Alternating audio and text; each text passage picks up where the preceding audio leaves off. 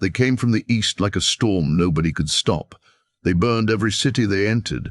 They killed every person they found. They destroyed libraries containing centuries of human knowledge. They slaughtered entire populations without mercy or hesitation. Modern historians estimate they killed between 10 and 15 million people across Persia alone. Some regions lost 90% of their entire population. Cities that had stood for thousands of years simply vanished from the earth forever. This wasn't just conquest. This was annihilation on a scale the world had never witnessed before. This is the story of the Mongol invasion of Persia, history's darkest massacre. To understand what happened to Persia, we must first understand who the Mongols were. They were nomadic warriors from the vast steppes of Central Asia. For centuries they lived as scattered tribes, herding animals, fighting each other, surviving brutal winters. Then in 1206, a single man united them all. His name was Temujin, and he took the title Genghis Khan, meaning universal ruler. Under his leadership, the Mongols transformed from scattered tribes into the most terrifying military machine the world had ever seen. They conquered China. They swept through Central Asia. Then they turned their eyes toward Persia, and everything changed forever. Before the Mongols arrived, Persia was a magnificent civilization at the height of its cultural achievement. Cities like Samarkand, Nishapur, Merv, and Balkh were among the most sophisticated urban centers on earth. They were centers of learning, trade, art, and science. Persian scholars were advancing mathematics, astronomy, medicine, and philosophy. Persian poets were writing literature that moved hearts across the Islamic world. The Silk Road flowed through Persian cities, bringing wealth from China to Europe.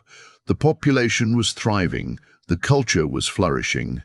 Nobody imagined that within just a few years, this entire world would be erased. The storm was coming, and nobody was prepared. The catastrophe began with a single catastrophic mistake. In 1218, Genghis Khan sent a peaceful trade caravan of approximately 500 merchants to the Khwarezmian Empire, which controlled much of Persia. He wanted to establish trade relations, not war. But the governor of Otrar, a city on the border, made a decision that would doom millions. He accused the merchants of being spies and executed every single one of them. Genghis Khan then sent ambassadors demanding justice. The Khwarezmian Shah executed those ambassadors too, sending their heads back to the Khan. Genghis Khan rose from his throne. He wept with rage. He walked to a mountaintop alone and prayed for 3 days. In 1219, Genghis Khan launched the invasion with an army of approximately 150,000 warriors, but their military genius went far beyond simple numbers. The Mongols had perfected psychological warfare. Before attacking a city, they would send messengers offering 2 choices: surrender immediately and be spared, or resist and be completely annihilated. Many cities surrendered without a fight, wisely choosing survival. Those that resisted faced something almost unimaginable.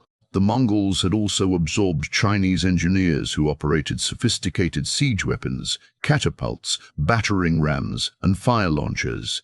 No wall was too thick. No fortress was too strong. Samarkand was one of the greatest cities in the world.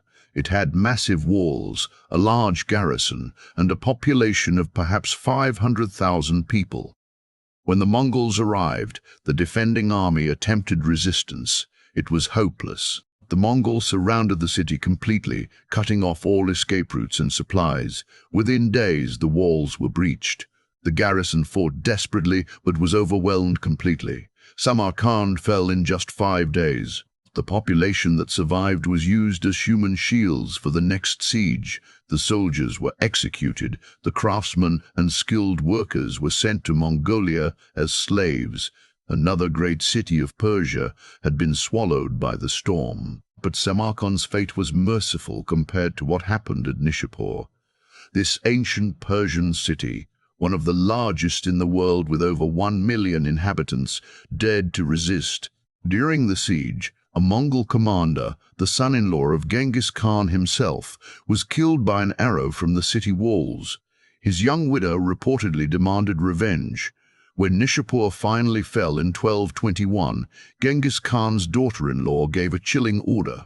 Kill every living thing inside the city, not just soldiers, not just men, every woman, every child, every animal, even the cats and dogs were slaughtered. The heads of the dead were piled into 3 enormous pyramids, men, women, and children.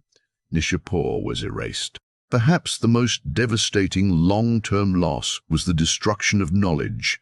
Persian cities contained magnificent libraries filled with centuries of accumulated human wisdom, texts on medicine, mathematics, astronomy, philosophy, and poetry that existed nowhere else on earth. When the Mongols sacked these cities, they burned everything. The Great Library of Merv contained hundreds of thousands of manuscripts, all burned. The libraries of Nishapur, which contained irreplaceable texts, reduced to ash. Scholars who had spent their entire lives accumulating wisdom were killed without a second thought. Knowledge that humanity had gathered over centuries disappeared in days. We will never know what was lost forever. Some historians call it the greatest intellectual catastrophe in human history. The numbers are almost impossible to comprehend. Modern historians estimate that the Mongol invasion killed between 10 and 15 million people across Persia and Central Asia. Some regions experienced population losses of 90%. The city of Merv, once home to over 1 million people, was reduced to a handful of survivors hiding in ruins. The city of Herat reportedly had only 40 people left alive after the Mongol Massacre. The total population of the Iranian plateau dropped from approximately 2.5 million to just 250,000 people. It took Persia over 700 years to recover its pre-Mongol population levels. 700 years. Think about that.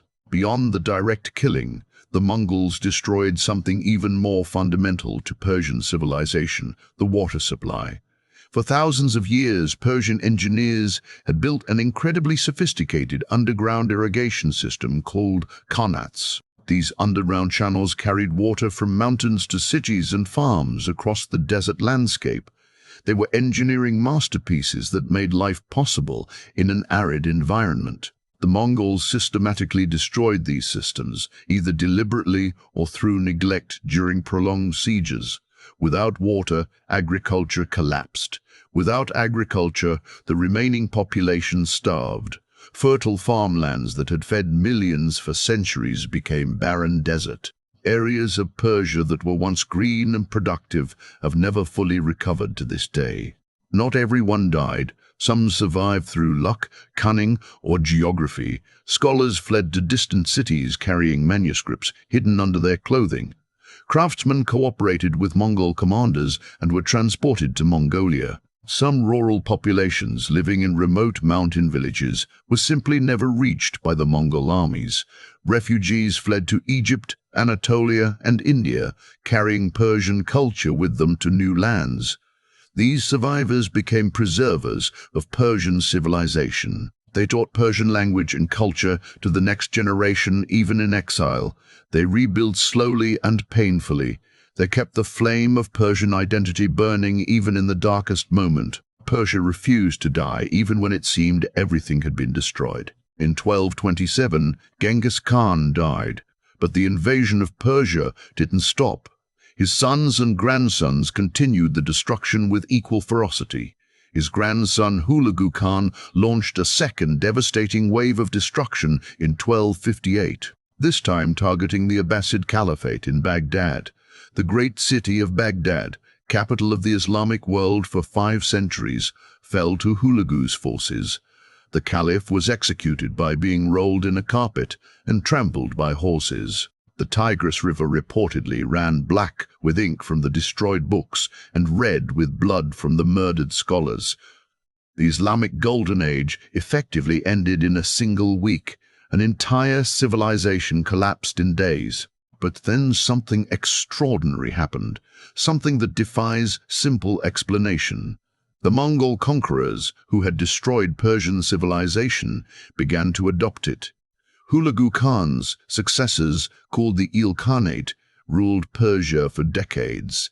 Gradually, they converted to Islam. They learned to speak Persian. They patronized Persian art and architecture. They hired Persian administrators to run their government. They commissioned Persian poetry and manuscripts. The grandchildren of those who had burned Persian libraries were now funding the creation of new ones. The destroyers became builders. The conquerors became patrons of the culture they had tried to erase. Persia had done it again. Recovery from the Mongol invasion was extraordinarily slow and painful. It took generations just to rebuild basic infrastructure. Cities had to be completely reconstructed from rubble. Agricultural systems required decades of patient work to restore. The psychological trauma was profound. Persian literature from this period is filled with grief, loss, and questioning of divine justice. How could God allow such destruction? The great Persian poet Rumi, who lived through the aftermath of the Mongol invasion, wrote some of the most moving poetry about loss, exile, and searching for meaning in suffering. His words were born directly from the trauma that the Mongol invasion inflicted on Persian civilization and the human soul. The Mongol invasion of Persia remains one of the greatest catastrophes in human history. Between 10 and 15 million people killed, ancient cities erased, centuries of knowledge burned, sophisticated infrastructure destroyed. Exile brought to its knees in just a few years, and yet Persia survived. It transformed its destroyers. It rebuilt its libraries. It produced Rumi, Hafiz, and generations of great thinkers in the aftermath. The human spirit proved more resilient than Mongol destruction. If you want to understand the modern Middle East, its wounds, its strengths, and its identity, you must understand what the Mongols did here 800 years ago. This is Historiopedia, history that feels real.